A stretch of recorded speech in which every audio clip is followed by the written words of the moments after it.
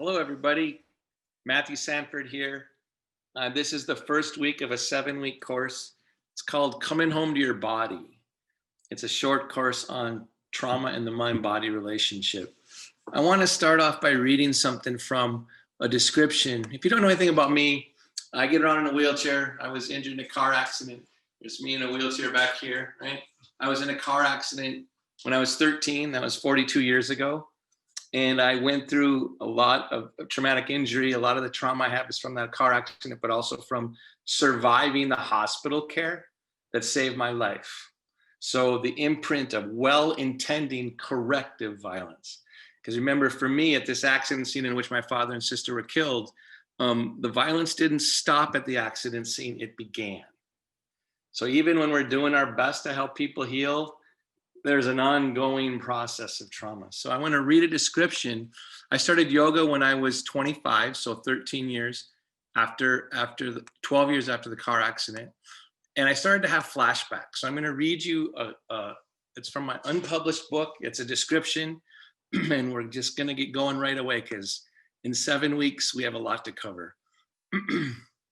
This is from chapter 2. It's called Multiple Planes of Time. The accident is coming again. I can feel it. I'm sitting on my yoga mat in Santa Barbara, California.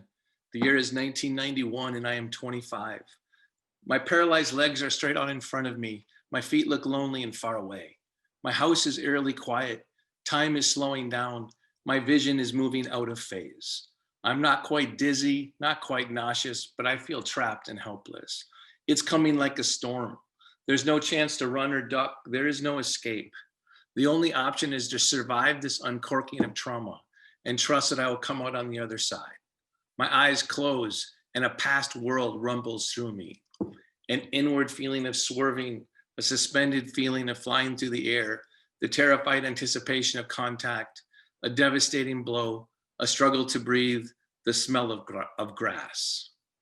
This is how my flashbacks descend in my first years of practicing yoga. Sometimes I wake up and don't remember falling asleep. Sometimes I remain awake but completely lose track of time. Other times I simply experience an intense shudder and a feeling of disorientation. The flashbacks come in all shapes and sizes. There are multiple stories traveling through my body. Sometimes it's the accident scene. Sometimes it's a life-saving corrective violence I absorbed in acute care while in the hospital.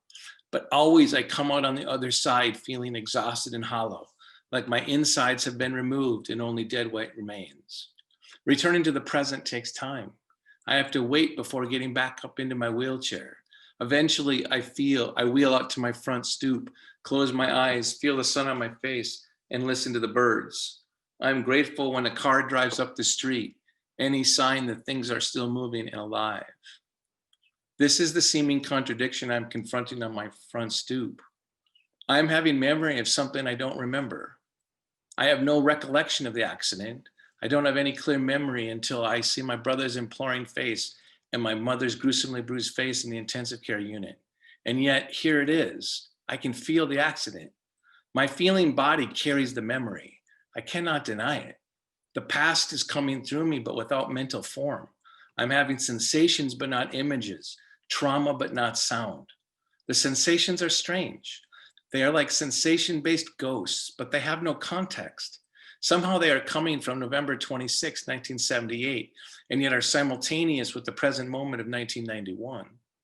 The past is flooding through my body, but I'm still seeing my blue yoga mat. I'm clenching my fists in my house in Santa Barbara, but experiencing sensations from the grassy median in southern Iowa. And yet I cannot see anything from the 13-year-old eyes. No sky, no calling voice from my brother. The word flashback does not do them justice. I'm not flashing to a scene in the movie of my memory. Rather, I am somehow living in multiple planes of time. My mind and body are practicing yoga in 1991, but my body is reliving the muted sensations of violent trauma in 1978. I move into the fetal position because I don't know what to do. I cannot reconcile the possibility of my own experience. I cannot deny it either because I am the one experiencing it. My view of reality has broken wide open. Now, I start off with that to let you know something. I know people are joining here are either living through or traumatic survivors themselves, or they help people with trauma, or both. And I want you to know something that you already know. Trauma is always personal. It's always personal. It's always a personal story. So as we, especially if you're helping people with trauma, as you're pursuing kind of general practices that might help a large number of people, you always have to hold true to the fact that it's personal. That, and this is part of why I think Bessel's approach of like their different modalities are going to be better for different people is so important. It's like there isn't going to be one that works for everybody, right? But what I want to explore in this 7-week course is the role that the body can play, not as a modality in itself, like not a specific body practice, but as a crucial through line that can be helped in the healing from trauma. So I want to launch this course from a line that is in Bessel's book. It's a quote we use in our training. I do training at my nonprofit, Mind Body Solutions.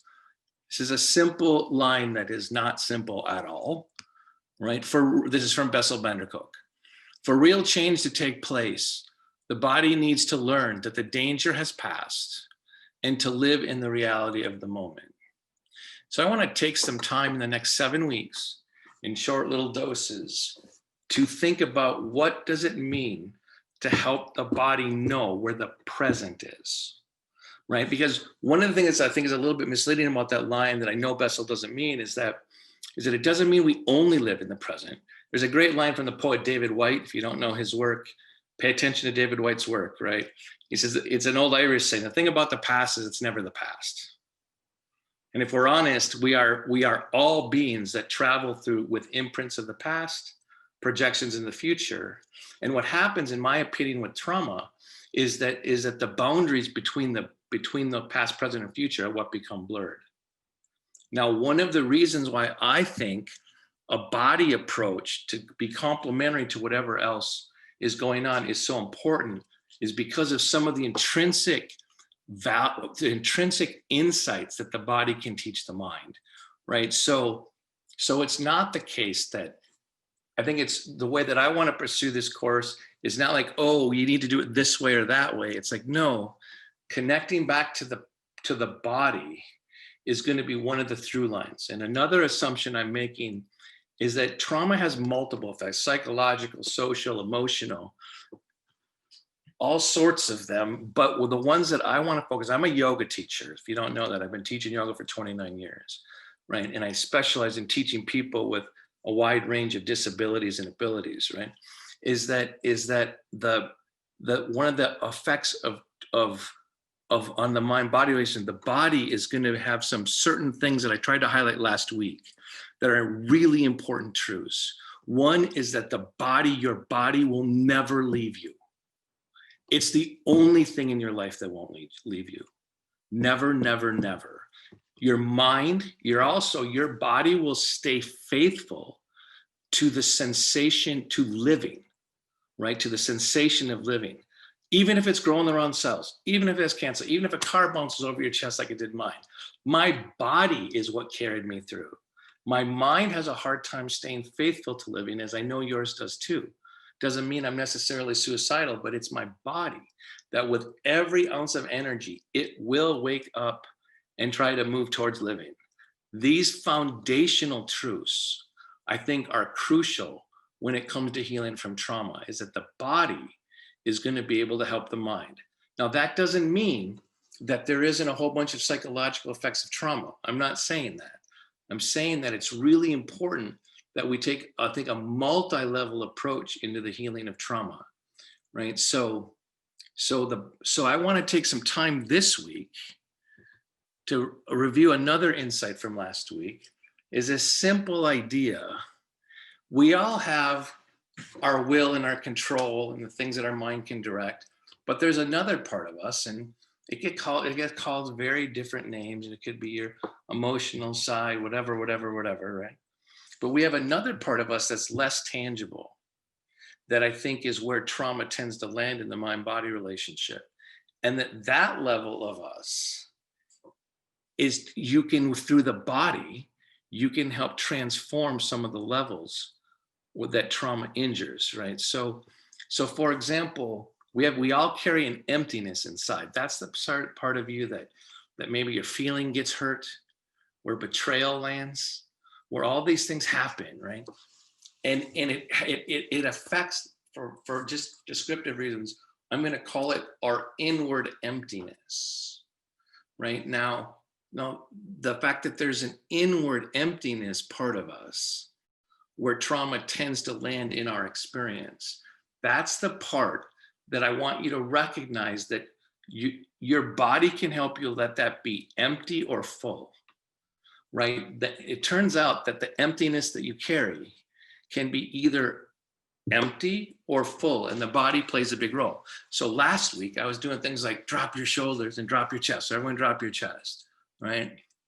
So the sensation of filling the vessel, i.e. the body, right, is a sensation that you want to start feeling more yourself and also helping people you're helping. So go from dropping your chest to opening your chest and watch the difference, right? And then drop again. Remember, I defined mind-body connection last week as the intersection of where your mind experiences the body. So notice what you feel now. It's just as simple. It's also like come forward in your chair and then lean back, right? And go behind the gravity point, right? You're not going to feel as much in your legs right now. And that's even true for me, even though I have a severed spinal cord, which is for another workshop, right? But now sit up straight and tall and feel your sitting bones and press down through your inner heels a little bit and feel the difference. That's all I mean by mind-body connection. That part of you, now keep that and now drop your chest and watch how it's more empty.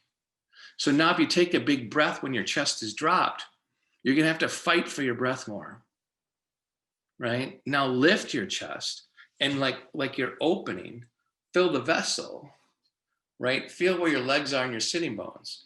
Now make it disconnected again.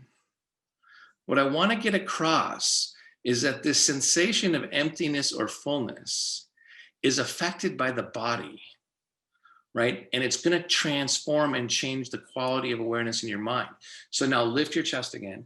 And then of course, with a lifted chest, your breath is going to feel more expansive, right? And then let the exhale out. Drop your chest. Notice how much harder the breath resists you. You have to push harder, right? So this is why opening your chest literally can affect the quality of your breath. So it's a good practice. So you feel a more lifted chest, take a breath in. And then this time on the exhalation, instead of collapsing on the exhalation, keep your chest lifted and exhale. And then take a breath in again.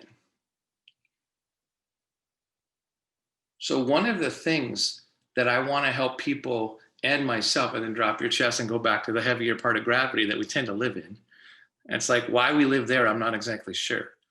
But one of the things I want to try to get across is, in order to start to receive and be more aware of your body, you have to start having some practices that make you more aware of letting go. So just for the next couple of breaths, just be more aware of your exhalation. Now, if it helps you believe that it matters more, we already know that exhalation tends to trigger the parasympathetic nervous system. And here comes the science story, right? Blah, blah, blah, blah, blah. Exhalation is a good thing. That's what most of us need to know, right? Especially when you're holding stress. So feel your exhalation like, right? The letting go. All of you, one simple practice I want you to take away from today is connecting the letting go of your exhalation with your mental content. So whatever you think you have to get done today, you probably do. It doesn't mean you can't exhale and not try to hold up the mental content that you think you have to get done today, right? So just on the next couple exhalations, just whatever the thing that you don't want to do today, I'm sure there are a few. As you exhale, create space between you and that expectation of what you have to do. Like, maybe you should start to believe that your exhalation's magical. Maybe part of the issue is we have to start empowering simple solutions as opposed to very sophisticated interventions, right? And exhalation is going to be one of them. So now I want you to sit up straight and tall, take an inhalation, and then on this exhalation, don't drop your chest. Stay sturdy and tall. And then another breath in, where you're feeling full on the inside. The inhalation expands that sense of fullness. You keep it, that sense of fullness, and you exhale. Then you might say, wait, how do you do that? Well, here's an idea. Remember, I'm going to constantly in the next 7 weeks show you techniques that allow your body to do the practice rather than your mind to lead the practice, which is a big difference. So on this next couple of exhalations, I want you to feel like someone's pushing you, whoever, right, on your inner edge of your shoulder blades. And so exhale from your back ribs. Okay, so inhale, and then feel the exhalation as if your back ribs are going forward on the exhalation. If you start paying attention to that, if you kind of feel you start to get taller in your spine and more sturdy. So notice on this next exhalation from the back ribs, how your lower abdomen goes slightly back. So inhale and expand, and then exhale and elongate through your spine on the exhalation. All we're doing is bringing more body awareness to a sense of fullness. This is the level that body can start helping your quiet, empty feelings, right? It's not just about changing your mind.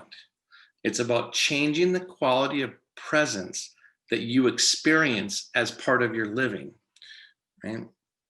Okay, so another place that you don't realize it, and this is what I want the emphasis of today to be a little bit more, is on softening, learning to soften the organs of perception. So you've got a brain, right? And it grips outwardly. That's what it's for. It's supposed to be out there, right? Taking care of stuff and noticing, like there's snow falling here in Minnesota, and so I'm watching the snow with a little bit of dread when you live in a wheelchair, but that's okay, right? And so your eyes are part of your organ of perception. What you don't realize also is your inner ear is the inside of your mouth, right? So learning to soften your organs of perception will help you create a sense of emptiness or relief like an exhale. So I want you to feel the skin on your forehead and soften it. So you might want to put your hand, right, really lightly like tissue paper on your forehead, heel of your hand on the forehead, and just let it be a calming presence. Now, as you and then just very so slightly, let the heel of the hand drop down, right? So the forehead skin's going slightly towards the eyes. And as you feel this extra reference, soften your temples, right? You don't know it, but you're holding so much more than you need to around your eyes. And then slowly release that. And so now feel the connection to the skin on your forehead, to your temples, right? So now I want you to soften your jaw. So now keep your forehead skin relaxed, your temples, but now your jaw, right? So the jaw is a funny place. In order to keep your lips together, but your teeth slightly apart, right? Now keep your tongue in your lower palate. Now here's the weird one, soften the base of your tongue, right? So the base of your tongue can relax your inner ear. So you're gonna find through the course of your day that you're constantly gripping the inside of your mouth.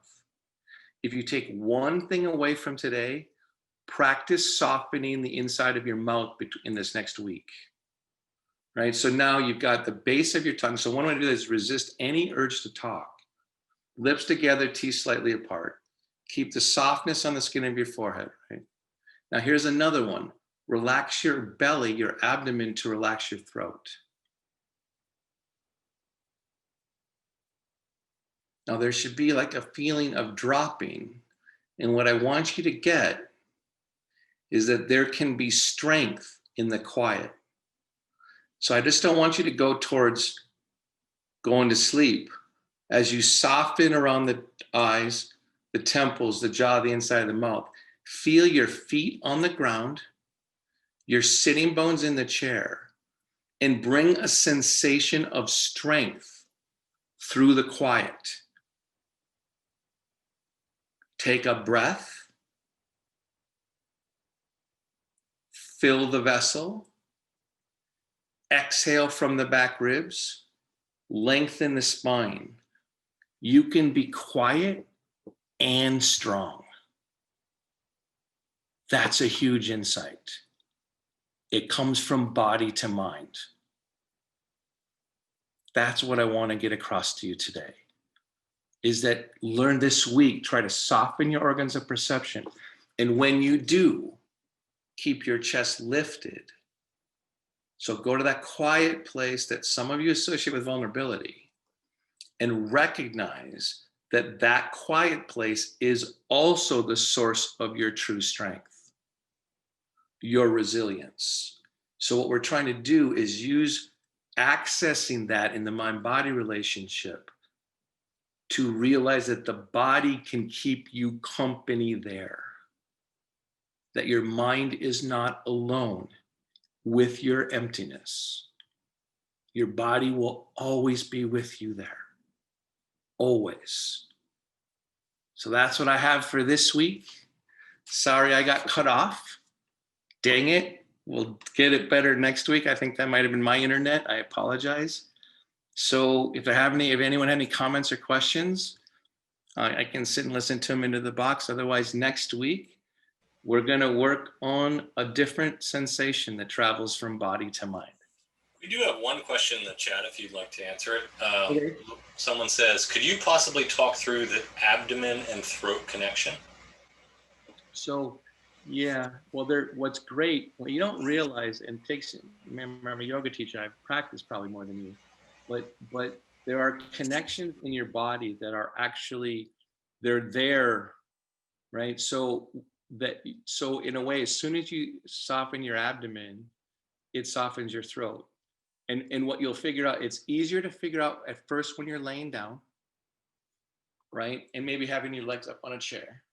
But when you can start just like it's almost like what you feel on the end of an exhale, right?